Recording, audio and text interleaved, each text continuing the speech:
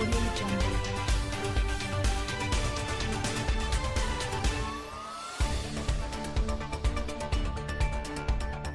Piers Morgan has savagely branded Meghan Markle a whiny fork-tongued actress as he celebrated his huge Ofcom victory.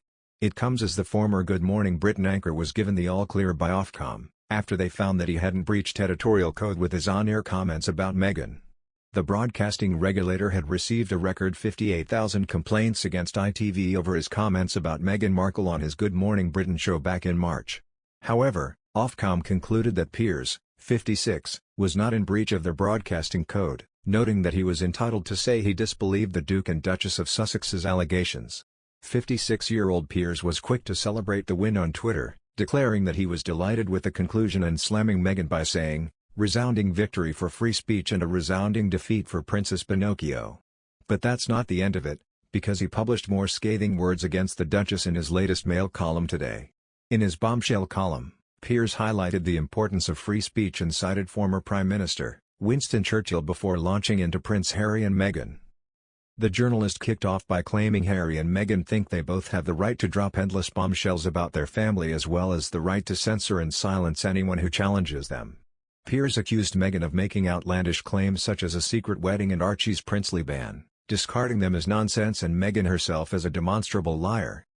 He then said that he had been informed that Meghan had written directly to his ITV boss, Dame Caroline McCall, the night before he was forced out of his GMB job. He penned, "I was reliably informed recently that Meghan Markle wrote directly to my ITV boss Dame Caroline McCall the night before I was forced out, demanding my head on a plate." Apparently, she stressed that she was writing to Dame Caroline personally because they were both women and mothers, a nauseating playing of the gender and maternity card if ever there was one. He then blasted Meghan for what he saw as dictating his former breakfast show, after she demanded his head on a plate.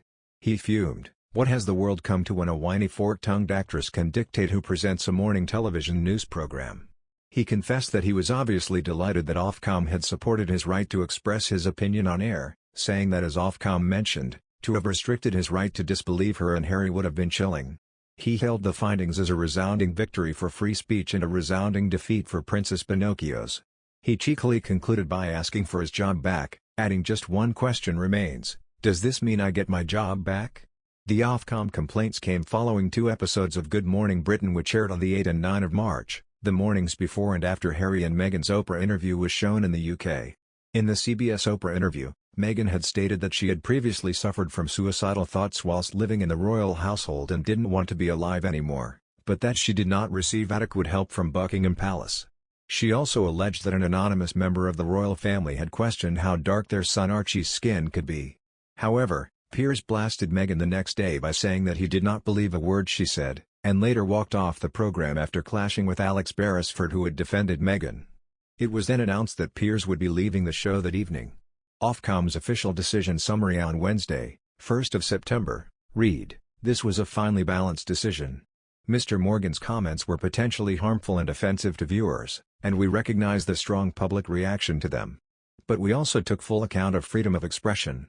Under our rules, broadcasters can include controversial opinions as part of legitimate debate in the public interest, and the strong challenge to Mr. Morgan from other contributors provided important context for viewers." They added that they've reminded ITV to take greater care around content discussing mental health and suicide in future.